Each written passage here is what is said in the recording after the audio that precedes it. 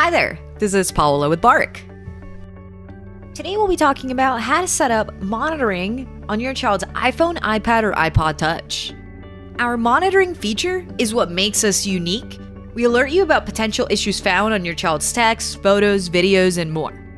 Our monitoring uses machine learning to analyze context, not just keywords, to detect instances of depression, bullying, self-harm, and anything else that may need your guidance. Our monitoring feature is only available on the Bark Premium subscription plan. If you're not on Premium, upgrade today for a free 7-day trial. Our other major feature, known as screen time and filtering, allows you to block inappropriate websites, set schedules of what apps and sites they can use at what times, and more. Screen time and web filtering is included in all Bark subscription plans, but it's not what we're going to be setting up in this video.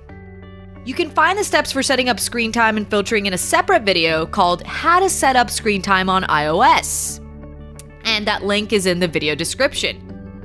In the meantime, let's get started in setting up text message, photo, and video monitoring for your child's iOS devices. For the first time setup, you will need your child's iOS device, a Windows or Mac computer, and a charging cable for your child's iOS device. You'll be using this cable to plug the device into the computer for the first time setup. As a parent or guardian, you will have been prompted to download the Bark desktop app onto your home computer. On Safari, downloading the app looks like this, and on Chrome, downloading the app looks like this. When the download completes, click on it. On Mac, you will then be prompted to double-click on the Bark dog that appears. On Windows, you'll instead be prompted to run the installer. And after some time, there will be some loading, and the Bark desktop app will appear. Next, we need to pair the Bark desktop app with your Bark account. If you've never installed the Bark desktop app on this computer before, then select Setting Up the First Time at the top, and click on one of the two pairing options, either via the app on your phone or via a web browser on this computer you're working on. If you've installed the Bark desktop app on this computer in the past, then instead select Already Set Up Before at the top and follow those pairing instructions. Once the Bark desktop app is paired to your account, it'll change how it looks to this. Now plug in your child's iOS device. If you have multiple, let's focus on one device at a time and we'll come back to do the others later. Now unlock your child's device with their PIN code and look for a Trust Computer prompt, and tap Trust if the prompt is present. Now on your Bark parent app or the Bark website, you should be seeing this screen. If you don't, no worries, here's how you get to it. Find the child that this device belongs to and tap on Monitoring, select Add Device, then Apple/iOS, and you'll eventually reach the Scanning for Devices screen you see here. When your child's iPhone, iPad, or iPod appears in this list, select it. It will then begin the analysis. You'll receive an alert via email and push notification once it's time to unplug the device. Otherwise, leave it turned on and plugged into the computer. At this stage of the process, it's making a copy of those texts, photos, and videos I mentioned previously, and it's saving them to your computer first before sending it all over to our servers for analysis.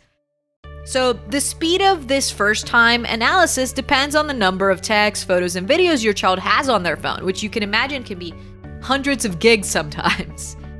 Future analyses, though, will take less time since it's going to be analyzing less at one time. This first one is a big old chunk of stuff to look through because it's going to go up 60 days back in analysis.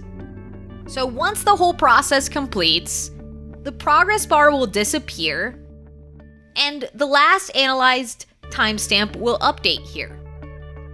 This indicates that Bark servers have received this information and have analyzed it for worrisome content like bullying, sexual content, or anything else like that. If we find something alarming, you will receive an alert. You can receive alerts via email, text message, or push notification if you have the Bark parent app installed on your device. This is separate from the Bark desktop app. Keep in mind that the Bark desktop app is just a tool that analyzes your children's iOS devices. All account management can be done on your mobile phone as a parent with the Bark app or by going to bark.us on any internet-connected device. Before we go check out our Bark dashboard or Bark parent app for any potential alerts, let's verify a couple of things on the computer to set us up for success. First, we're going to check and, if applicable, adjust your computer's sleep settings. The reason being is we want the Bark app to run in the background, and sleep can prevent it from doing its job. On Mac, you'll get to sleep settings by selecting System Preferences, Battery, and uncheckmarking the option that says to put hard disk to sleep when possible. You want that disabled. Repeat that step for the power adapter if applicable, and keep the lid open for big chunks of the day if it's a laptop. On Windows, you can find it by going to the magnifying glass or Windows icon on the bottom left and searching Sleep. On Windows 10, you'll see the first option that pops up is Power and Sleep Settings. Go ahead and select that, and then adjust the drop-down under Sleep. For more information on sleep settings, check out our links in the video description. Next thing to check is that the Bark desktop app detects your child's iPhone or iPad over Wi-Fi now that we've completed the first-time setup. To do so, unplug the device from the computer, make sure it's connected to the same Wi-Fi network as the computer, and check the device on the dashboard in that iOS monitoring section I showed you earlier. After some time, it should display a green Wi-Fi symbol if it finds the device over Wi-Fi. If the Wi-Fi symbol is gray, it means we did detect it over Wi-Fi last time, but just aren't detecting it right now. This could be because the child's device isn't home and connected to the Wi-Fi. Maybe the device is turned off. So that's okay. Next time they're home, see if it pops up as green.